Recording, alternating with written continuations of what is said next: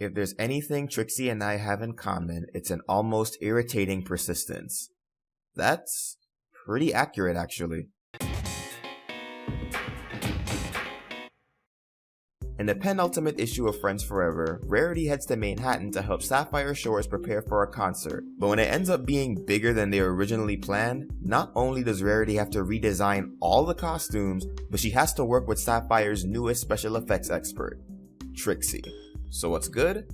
Trixie made this issue for me. I always thought that her experience as a showmare would make her a good special effects technician, and it's awesome to see that idea shown here. Throughout the issue, she makes a constant effort to do her best, and even when she's outright rejected by Rarity, she tries not to let it bother her. Seeing her so enthusiastic about her work as well as her commitment to improving makes me want to root for her. The comic also tackles an issue that I've seen all too often.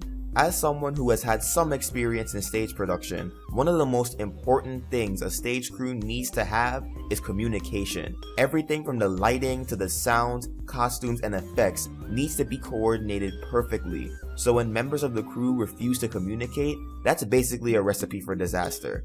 And when it does inevitably strike, the scene that follows was really well done. I know that some will think that Sapphire was being way too harsh on Trixie, but let's put this into perspective for a second. Sapphire Shores is pretty much a mix of Michael Jackson and Beyonce, two mega popular worldwide sensations. Hell, the name of her tour is a direct reference to Beyonce's Formation tour. The venue is the equivalent of Madison Square Garden, one of the biggest and most historic arenas in the US. In a professional level production, especially one of this magnitude, you're held to an incredibly high standard, and there is no room for mistakes. Time is the one thing that you do not have, so the time spent fixing a mistake is time that could have been spent on the actual production. You could be fired for something as simple as hanging a costume the wrong way, and I wish that was an exaggeration. On top of that, when someone puts their trust in you to do a good job, they aren't gonna respond well when that trust is broken. Add that to the fact that everyone's already on edge and in a rush because the entire production had to be redone from the ground up, and it makes a lot of sense why Sapphire reacted in the way she did.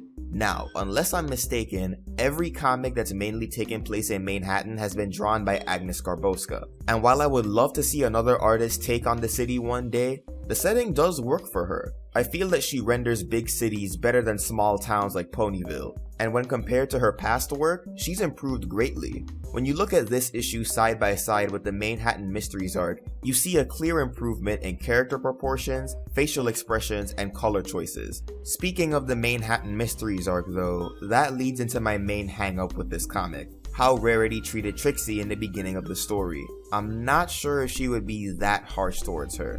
The comic makes it seem that she couldn't stand the sight of Trixie, but in Manhattan Mysteries, she was willing to go to one of her shows. And even if you consider the possibility that whoever was performing that night was supposed to be a surprise to the audience, Rarity didn't seem to mind when she found out that it was Trixie, and she showed some concern for her when she was accused of theft. I understand that part of this comic's intent was to show Trixie trying to do better for herself, and to have a conflict where Rarity refuses to communicate with Trixie due to trust issues, but I think that a more effective approach would be having Rarity not trust Trixie because of her lack of experience instead of her past. This way, the conflict of the story would remain intact while also being more believable, since Trixie has only done shows for herself and never on this big of a scale. As for minor gripes, there were some moments where the characters looked a bit off. I mean, I get that Rarity's mane and tail can be hard to draw, but goddamn, I don't think that's supposed to look like that.